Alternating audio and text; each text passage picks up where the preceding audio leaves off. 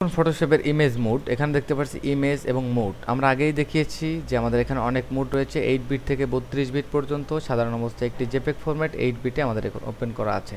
আমরা এখানে greyscale mode যদি আমরা এখানে সিলেক্ট করি তাহলে দেখতে পাচ্ছি গ্রেস্কেল কালার সিলেক্ট হবে এছাড়া আমরা যে কোনো সময় মোড চেঞ্জ করতে পারি আরজিবি থেকে সিএমওয়াইকে তে কনভার্ট করতে পারি এখানে যে পরিবর্তনটা দেখছি যে আরজিবি মোডে আমাদের যে লাইট ভ্যালুটা আছে সিএমওয়াইকে সেই লাইট ভ্যালুটা নেই এখান থেকে অটোমেটিকলি আমাদের লাইট ভ্যালুটা ডিসেবল হয়ে গেছে কালারে কিছুটা পরিবর্তন হবে এবং চ্যানেলের দিক থেকে দেখব যে আমার colour channel red green blue এবং এই ক্ষেত্রে আমরা যখনই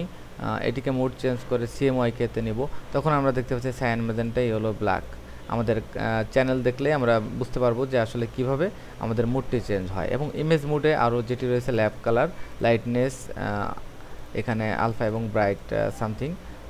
এখানে আমাদের লাইটনেস ভ্যালু দিয়ে আমরা বুঝতে পারছি যে কিভাবে আমাদের চ্যানেল দিয়ে আমাদের কালারটা কারেকশন করা হয়েছে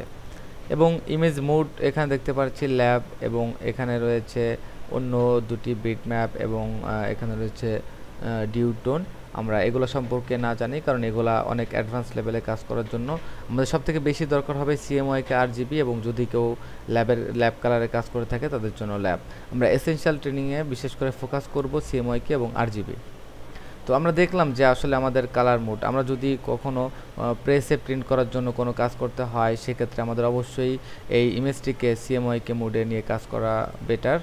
আর যদি আমরা এটা ল্যাবে প্রিন্ট করার জন্য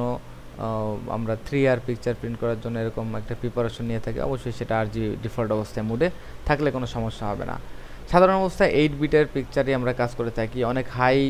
ডাইনামিক রেঞ্জের কাজ করার জন্য আমরা 32 বিট চ্যানেলে কাজ করতে পারি তবে 32 বিট জন্য আমাদের অনেক